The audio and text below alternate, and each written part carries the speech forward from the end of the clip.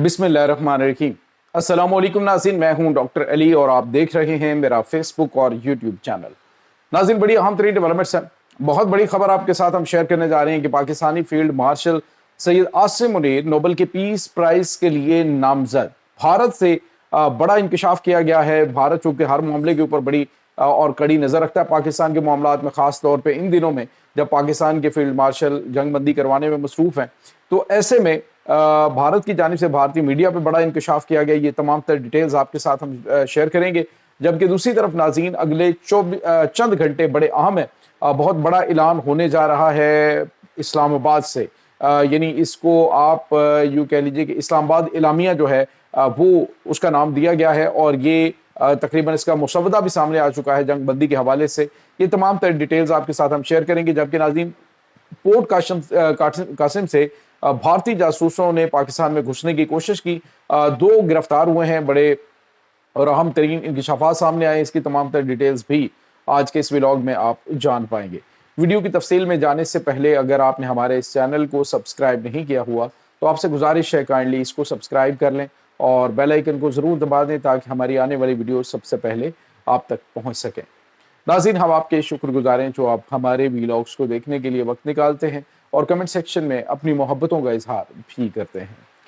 नाज़रीन, इस वक्त सूरत हाल ये है कि पाकिस्तान फ्रंट फुट पे, फ्रंट सीट पे, यूँ समझ लीजिए कि दुनिया को इस वक्त एक ऐसे बहरान से निकालने की पूरी कोशिश कर रहा है और पूरी खलूस नीयत से कोशिश कर रहा है और अल्लाह ताला को नीयतें पसंद हो। इसी वजह से पाकिस्तान को ये समर भी मिल रहे हैं।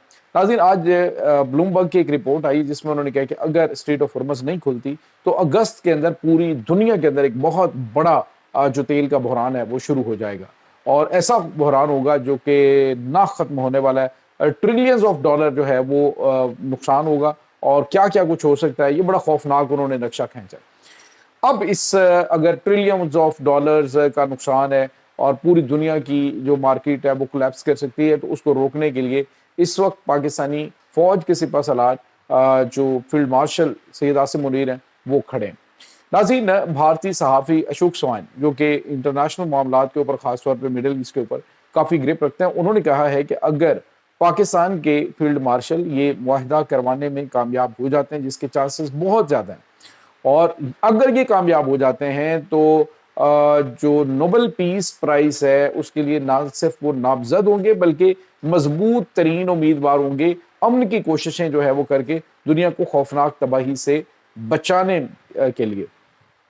तो नाज़रीन, ये बहुत बड़ी स्टेटमेंट है। इससे पहले आपको पता है सिख फॉर जस्टिस जो है बाकायदा तौर पे पाकिस्तान के फील्ड मार्शल और पाकिस्तान के जो प्राइम मिनिस्टर हैं उनका नाम अमन की कोशिशों के लिए नोबेल पीस प्राइज के लिए नामजद कर चुके हैं। उन्होंने बाकायदा तौर पे जो एप्लीकेशन है वो फाइल कर रखी है।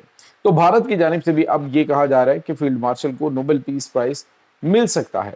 और इसके साथ ही नाज़रीन, आपको ये भी बताते चलें कि अल अरबिया जो है, अरबिया न्यूज़ ने इंकशाफ किया है कि पाकिस्तान जो है ये मुआहदा करवाने के करीब पहुंच चुका है और मुमकिना तौर पर उन्होंने कहा जो इस वक्त मुसवदा है वो तैयार हो चुका है। और इस एक सफ़े के मुसवदे में सबसे पहला काम तो ये होगा कि जैसे ही दोनों फ्रीकैन एग्री होंगे और इस्लामाबाद से ऐलान होगा, जिसको नाम इस्लामाबाद एलामिया का दिया गया है, और जैसे ही ये अनाउंस होता है दोनों फ्रीकैन की मंजूरी से, तो जंग बंदी फ़ौरन नाफिजुल अमल होगी।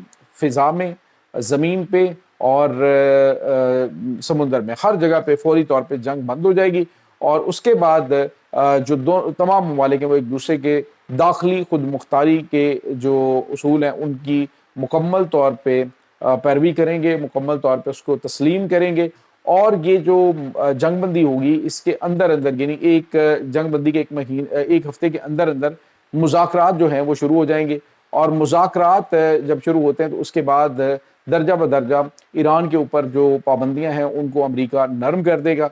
इस वक्त नाज़रीन जो सबसे बड़ा फड्डा है वो यूरेनियम की हवालगी के हवाले से है कि जी यूरेनियम जो है वो ईरान हवाले नहीं करना चाहता। ईरान कहता है कि जी यूरेनियम हम किसी के हवाले नहीं करेंगे, वो हम अपने पास रखेंगे, डिग्रेड कर देंगे, लेकिन उसको हम देंगे नहीं किसी को। अब इस पे आके फड्डा बना हुआ है।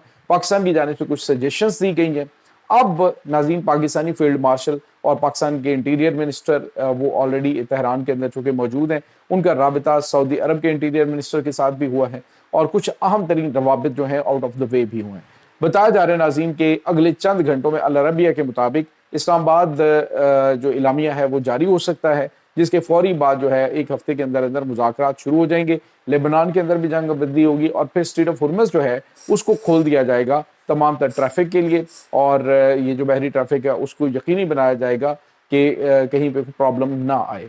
और इसके साथ ही जो सबसे अहम तरीन चीज़ है वो ये है कि इस वक्त जो भी अमेरिकन फोर्सेज हैं वो इस अपना हुर्मुज़ के मुहासरे को ख़त्म करके फौरी तौर पे यहाँ से निकल जाएंगी।